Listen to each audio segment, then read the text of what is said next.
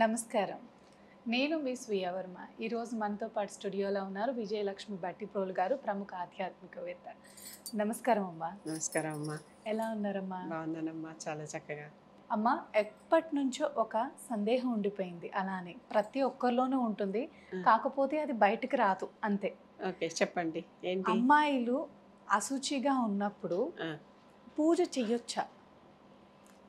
అమ్మాయిలు అశుచిగా ఉన్నప్పుడు అంటే అశౌచం చాలా రకరకాలు. ఆడపిల్లలకి నెలసరి అశౌచం కూడా ఒకటి వస్తుంది, ఇన్ అడిషన్ టు అదర్ ఫ్యామిలీలో వచ్చే మిగిలిన అశౌచాలన్నిటితో కలిపి. అంటే జాతాశౌచం, మృతాశౌచం అంటారు. పుట్టినప్పుడు వచ్చే మైల ఒకటి, చనిపోయినప్పుడు వచ్చే మైల ఒకటి, ప్లస్ ఆడవారికి నెలసరి మైల ఒకటి. ఈ మూడు వస్తూ ఉంటాయి. ఈ మూడు వస్తూ ఉన్నప్పుడు మనం చెయ్యాలా, పూజ చేయాలా వద్దా? ఈ మూడిట్లోనూ పూజలు చేయకూడదు, చేసే అర్హత లేదు. ఆ సమయంలో మనం అశుచిగా ఉంటాం కనుక, శుభ్రంగా ఉండం కనుక, శుచి అంటే శుభ్రత కదా. అవునమ్మా. లోపల అంటే పూర్తిగా లోపల బయట కూడా శుభ్రంగా ఉండటం. ఆ సమయానికి మనకి రకరకాల స్రావాలు వస్తూ ఉంటాయి కనుక ఆ సమయంలో మనం పూజ చేయకూడదు, స్త్రీలు పూజ చేయకూడదు. దానికి కారణం కూడా ఆ సమయానికి బ్రహ్మహత్య పాతక దోషం స్త్రీని అంటి ఉంటుంది. బ్రహ్మహత్య అంటే చంపటం కదా, ఒక బ్రాహ్మణుడిని చంపిన దోషం. ఆ దోషం అంటుకుని ఉంటుంది కనుక ఆ దోషం అంటుకుని ఉన్న సమయంలో పూజలు పనికిరావు. అది అసలు ఈ పీరియడ్స్ అనేవి ఎలా వచ్చాయమ్మా? దేవతల రాజు ఇంద్రుడు, దేవేంద్రుడు అంటాం. ఆ దేవేంద్రుడికి ఒకసారి బ్రహ్మహత్య దోషం కలిగింది. ఆయన పాలనలోనే ఆయన తప్పనిసరిగా ఒక రాక్షసుడు అంటే బ్రాహ్మణుడిని చంపాల్సి వచ్చింది. రాక్షసులు బ్రాహ్మణులు కూడా, ఇప్పుడు రావణాసురుడు కూడా బ్రాహ్మడే కనుక వీళ్ళందరూ కశ్యపుడు పిల్లలు కదా, బ్రాహ్మలే అందరూ. ఒకసారి దేవేంద్రుడికి ఒక బ్రాహ్మణ హత్య దోషం కలిగింది. తన పాలనలో భాగంగా తప్పనిసరిగా తనకు మంత్రిగా పెట్టుకున్నటువంటి, గురువుగా పెట్టుకున్నటువంటి ఒక బ్రాహ్మణుడిని చంపాల్సి వచ్చింది. చంపాల్సి వచ్చేసరికి చాలా కష్టమైపోయింది. ఆ తర్వాత అనుకోకుండా అతన్ని చంపకపోతే పాలన సాగదు. పాలనలో చేయాల్సిన విధి విధానాలు అతను పాటించటల్లా చంపి తీరాల్సి వచ్చింది. చంపాక ఆ దోషం ఈయనకు వచ్చేసింది. ఆ దోషం ఈయనకి రాగానే పాలన సరిగా సాగటల్లా దినదినం పాపం వలన క్షీణించిపోతున్నాడు. ఇంత క్షీణించిపోతున్నటువంటి ఇంద్రుడిని మళ్ళీ తిరిగి బలోపేతుడిని చేయటానికి అందరు దేవతలు కలిసి, త్రిమూర్తులందరూ కలిసి ఆయన పాపాన్ని ఒక పాపరాశిలాగా చేసి ఈ పాపాన్ని 4 భాగాలు చేశారు. 4 భాగాలని నలుగురికి పంచారు. నలుగురికి పంచాక అప్పుడు ఇతనికి పాపం లేదు. ఇక నుంచి ఇతను మళ్ళీ బలం పుంజుకుని చక్కగా రాజ్యం చేశాడు ఇంద్రుడు. ఈ 4 పుచ్చుకున్న వాళ్ళు ఎవరంటే, ఒకళ్ళు చెట్టు, ఒకటి సముద్రం, ఇంకొకటి నేల, ఇంకొకటి స్త్రీ. స్త్రీకి ఆ 4వ వంతు భాగం ఈ రకంగా వచ్చిందనమాట. దీంట్లో ఈ 4వ పాపం మరి ఊరికే ఎందుకు తీసుకుంటాం? పాపం తీసుకున్నప్పుడు మీరు కూడా చాలా చోట్ల గమనించి ఉంటారు. ఎవరికైనా బ్రాహ్మణుడికి మనం ఫలానా గ్రహానికి దోషం పోవటానికి ఈ పరిహారం, ఆ పరిహారం అని నవధాన్యాలు మనం దానం చేస్తూ ఉంటాం. చేస్తే దానికి తగినట్టుగా పక్కనే పరిహారంగా కూడా దక్షిణ ఇస్తూ ఉంటాం. ఆ దక్షిణలాగా వీళ్ళకి ఏం చేశారు? పాపం తీసుకున్నందుకు కాను వీళ్ళకు ఒక వరం కూడా ఇచ్చారు. చెట్టులోనేమో పాపం బంక రూపంలో కారుతూ ఉంటుంది, జిగురు. మళ్ళీ దానికి వరం ఏమి ఇచ్చారు?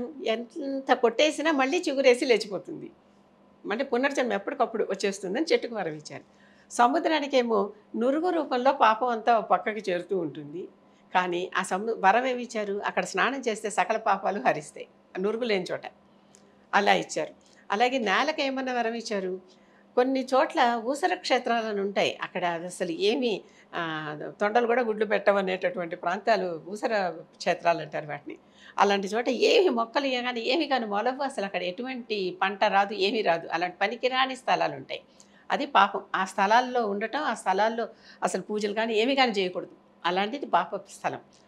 వాటికి పుణ్యం ఏమని ఇచ్చారు? దానికి వరం ఏమని ఇచ్చారు? భూమిలో ఎక్కడైనా గుంటలు పెడితే ఆ గుంటలు వాటంతట అవే పూడుకుపోతాయి కాసేపు కొన్నాళ్ళకి.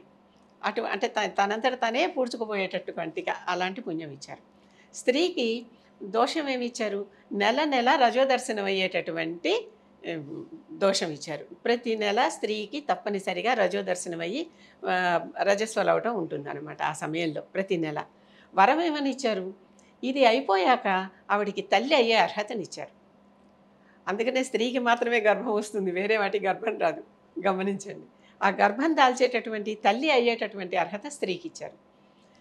ఈ పాపం మోస్తున్నందుకు ఆ వరం అన్నమాట. కనుక పాపము ఉంటుంది. అంటే కొంతవరకే ఆ ప్యూబర్టీ ఏజ్‌లో వరకే ఆ పాపం వస్తుంది. ఆ తర్వాత తల్లి అయ్యే అర్హత ఉండదు. ఆ ముందర తల్లి అయ్యే అర్హత ఉండదు. ఆ కాలంలోనే తల్లి అయ్యే అర్హత కూడా వస్తుంది. కనుక ఈ బ్రహ్మహత్యా పాతకాన్ని మోస్తున్నటువంటి కాలం గనక 3, 4, 5 రోజులు ఎన్నన్నా మీరు. కొంతమందికి ఇంకొంచెం ఎక్స్‌ట్రా కానీ దీనికి కూడా ఒక నియమం ఉంది. ఎంత ఎక్స్‌ట్రా ఉన్నా మొదటి 4 రోజులు నిషిద్ధం. ఐదో రోజు నుంచి చక్కగా పూజ చేసుకోవచ్చు. ఐదో రోజు నుంచి పూజకి నిషిద్ధం లేదు. ఒకవేళ హ్మ్. అవుతూ ఉంటుంది కదమ్మా. కొంతమందికి చాలా ఎక్స్టెండెడ్ పీరియడ్ ఉంటుంది. అలాంటప్పుడు కూడా 15 రోజుల తర్వాత నుంచి అది కొత్త రోజుగా ట్రీట్ చేయాలి గానీ, లేనప్పుడు పాత దాని కిందే లెక్క. అంటే ఐదో రోజు ఐదో నుంచి రోజు తర్వాత అయినా కూడా ఏం ఐదో రోజు అవ్వలేదా? తర్వాత కూడా మామూలుగా వాళ్ళకి రజోదర్శనం అవుతున్నా కూడా వాళ్ళు చక్కగా పూజలు చేసుకోవచ్చు. ఏ పూజలైనా కూడా చేసుకోవచ్చు. దానికి దోషం లేదు. మళ్ళీ ఆ స్త్రీ బయట ఉన్నప్పుడు వాళ్ళ ఇంట్లో వాళ్ళు పూజ చేసుకోవచ్చండి. అక్కడెవరు తాకకుండా ఉంటే పూజ చేసుకోవచ్చు. ఆ మహిళ తాకకుండా ఉండి విడిగా గది ఉండి విడిగా అన్నీ ఉంటుంటే వాళ్ళు పూజ చేసుకోవచ్చు. అని. లేదు ఒకే గదిలో ఉంటే ఒకే గదిలోనే ఉంటే ఆహ్, వీ అక్కడ స్పర్శ లేనంతసేపు చేసుకోవచ్చు. తాకుతూ ఉంటే చేసుకోవడానికి అవ్వదు. ఎవరికైతే వస్తుందో వాళ్ళు మాత్రమే చేయకూడదు వా అంతే. వా వాళ్ళు చేయకూడదు. వాళ్ళ ఇంట్లో మిగిలిన వాళ్ళు ఉంటే చేసుకోవచ్చు. భర్త చేయొచ్చు, పిల్లలు చేయొచ్చు, తల్లిదండ్రులు ఉంటే వాళ్ళు చేయొచ్చు, అన్నదమ్ములు, అక్క చెల్లెళ్ళు ఉంటే వాళ్ళు చేయొచ్చు, ఎవరైనా చేయొచ్చు. అంటే మరి ఇప్పుడు ఇవి దేవుడి దగ్గర సామాన్లు అవి కడిగిస్తూ ఉంటారు కదా, స్త్రీలే ఇస్తారు పూజ చేస్తే. మగవాళ్ళు పూజ చేస్తే ఆడవాళ్ళు శుద్ధి చేసేస్తూ ఉంటారు. ఆ మరి అలా 3 రోజులు వాళ్ళు అనర్హులు. 4 రోజులు. అవి కూడా ఆ తాకరాదు. 4 రోజులు అసలు ఈ పూజా కార్యక్రమాలకే వాళ్ళు పనికిరారు. దానికి మాత్రం సెలవు. ఆ 4 రోజులు. ఐదో రోజు నుంచి చేసుకోవచ్చు. 3 అంటాం కానీ 3 కాదు, 4 రోజుల వరకు పూజలు నిషిద్ధం. ఇవి కిచెన్లో సామాన్లు అవి తాకకూడదు అని అంటారు, ఎందుకనమ్మా? అసలు వాళ్ళ చాలాసార్లు కొన్ని క్షేత్రాలకు వెళ్తే తెలుస్తుంది. కొన్ని క్షేత్రాలలో లక్షవత్తి నోమని, మ్మ్. లేకపోతే ప్రయాగలో త్రివేణి సంగమం దగ్గర వేణి దానం అని ఇలాంటి కొన్ని పూజలు చేయిస్తారు ప్రత్యేకంగా. అక్కడికి వెళ్ళి తెలిసిన వాళ్ళని అడిగితే వాళ్ళు చెప్తారు, అక్కడ పూజలు చేస్తారు. ఇవి చేసేటప్పుడు రజస్వల అయిన సమయంలో వండిన వారితో తిన్న భోజనం వల్ల కలిగిన ఏమైనా పాపం ఉంటే అది కూడా పోవుగాక అని అక్కడ చేయిస్తారు. అంటే అది కూడా పాపమనే కదా అర్థం. అర్థమవుతుంది. కనుక వాళ్ళు వండిన భోజనం తినటం కూడా పాపమే. కానీ ఈ పాపాలన్నిటికీ ఈ రోజులకి అంటే యుగం మారిపోయింది. ఒకప్పుడులాగా ఇప్పుడు లేదు. యుగ ధర్మం అనేది ఒకటి ఉంటుంది. ఏ యుగానికి ఏది అనుకూలమో చూసుకుంటూ కూడా మళ్ళీ మనం చేసుకుంటూ ఉండాలి. అయినప్పటికీ కొన్నిటికి శాశ్వత నిత్య సత్యాలు ఉంటాయి. అవి మారవు.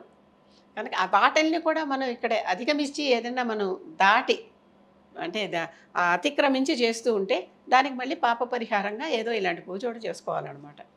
అంటే పాపం చెయ్యి మళ్ళీ పూజ చెయ్యి అని కాదు నా ఉద్దేశం. చేయకుండా ఉండటం ఉత్తమం. పొరపాటున జరిగిపోతే దాన్ని నివారించుకోవటానికి కూడా మన శాస్త్రాల్లోనే ఉపాయం ఉంది. అంతేగాని మళ్ళీ వచ్చింది కదా, యూఆర్ ఫ్రెష్, పాపం బ్యాంక్ క్లోజ్ అయిపోయింది, మళ్ళీ మొదలుపెట్టు అని మాత్రం కాదు. అది. ధన్యవాదాలమ్మా, చాలా చక్కగా వివరించారు. నమస్కారం. నమస్కారం.